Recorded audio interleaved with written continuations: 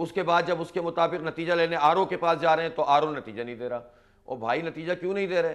बस नहीं दे रहे। और उसके बाद जो हमारे पास शीट मौजूद है उसको बदल बदल कर नतीजा जारी कर रहे हैं, उस पर भी लड़ाई, उस पर भी धरने, उस पर भी एहतजाज। बिलाखिर फिर इलेक्शन कमीशन ने उनमें से 6 हल्कों को अपने पास ले लिया कि चलो हम फैसला देंगे, वो 25 जनवरी को होगा।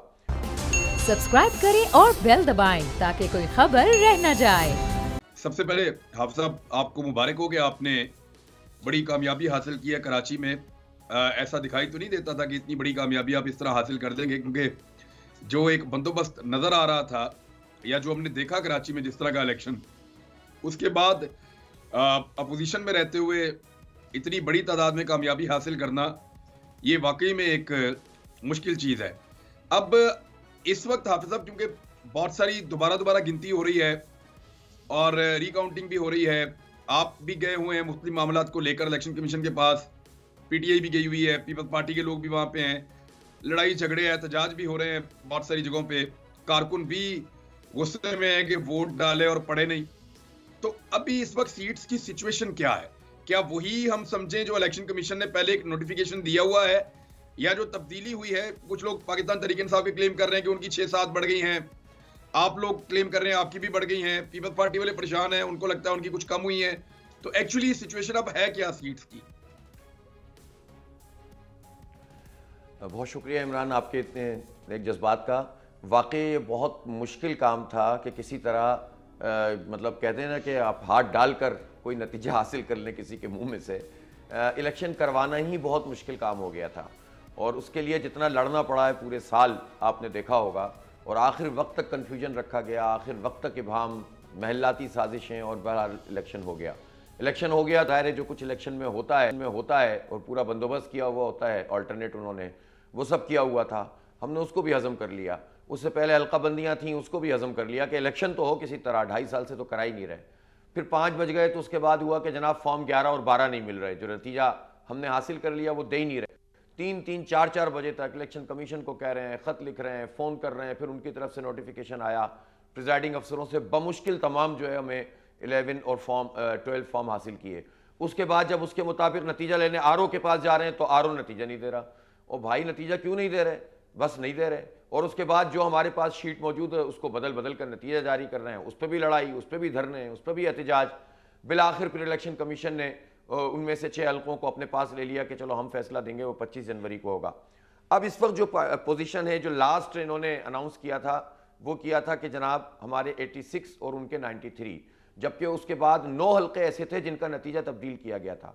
उन 9 में से 3 के तो हमारे फेवर में आ गए थे और 6 इलेक्शन कमीशन ने अपने पास कर लिए। उसके 100% फॉर्म 11-12 हमारे पास मौजूद हैं।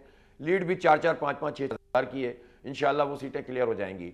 तो इस तरह जो है यूँ समझ लें कि ये 95 हो जाएंगे और पीपल्स पार्टी के नंबर 93 से 9 कम होकर 84 पे चले जाएंगे।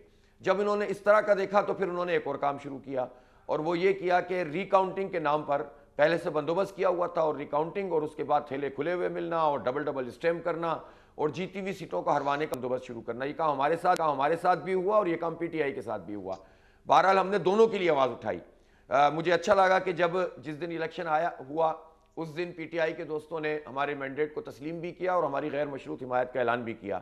और मैंने भी कहा कि हम दोनों का मुश्तरका मसला है ये धांधली, और हम मिलकर एक दूसरे के लिए आवाज़ उठाएंगे, और जिनको जो फॉर्म 11 की ज़रूरत है तो हम हाजिर हैं। बहरहाल ये सिलसिला आगे बढ़ता गया। कल परसों जब ये बहुत मामला बिगड़ गए, पीएम का फ़ोन आया और उन्होंने कहा कि हम जो है वो इस मसले को रिजॉल्व करना चाहते हैं। तो मैंने कहा भाई, और मिलकर चलना चाहते हैं। मैंने कहा मिलकर चलना तो उसी वक्त मुमकिन होता है जब आप नतीजा तो तस्लीम करें।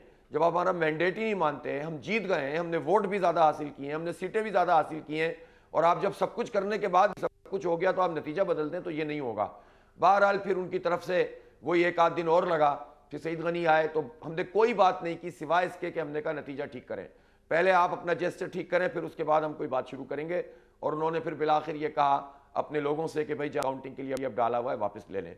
तो ये मैंने आपको मुख्तसर स्टोरी इसलिए सुनाई है कि यार यहाँ पर इलेक्शन करवाना, इलेक्शन का सही करवाना, उससे पहले की रिगिंग का मुकाबला करना, वोटर लिस्टों का मुकाबला करना, आरओज़ का मुकाबला करना, नतीजा हासिल करना, नतीजे के बाद उसको रोकना, फिर उसके बाद रिकाउंटिंग में नतीजा लेना, ये जमहूरियत है कि क्या मजाक है। लेकिन बहरहाल इस सब के बावजूद अल्हम्दुलिल्लाह जमात इस्लामी नंबर 1 पोजीशन में।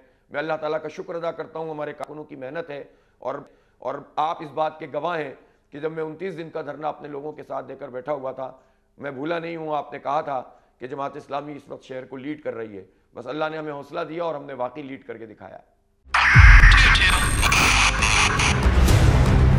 2022 बहुत सारे तोहफे भी देखे गया पाकिस्तान की आवाम को। पाकिस्तान की आवाम को एक तोहफा ये दिया कि आवाम को पता चल गया कि पाकिस्तान का मीडिया क्या है। साल 2022 में सबसे ज्यादा देखे जाने वाला चैनल बोल न्यूज रहा नंबर 1। हमने बहुत सारे शोज और ट्रांसमिशंस की, पूरा साल मुसलसल जदोजहद में निकल गया कि ये वोट ऑफ कॉन्फिडेंस के पीछे कौन लोग थे।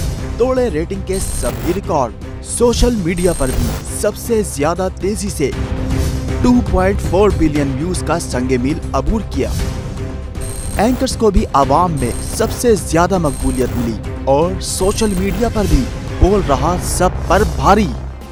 सब्सक्राइब करें और बेल दबाएं ताकि कोई खबर रह न जाए।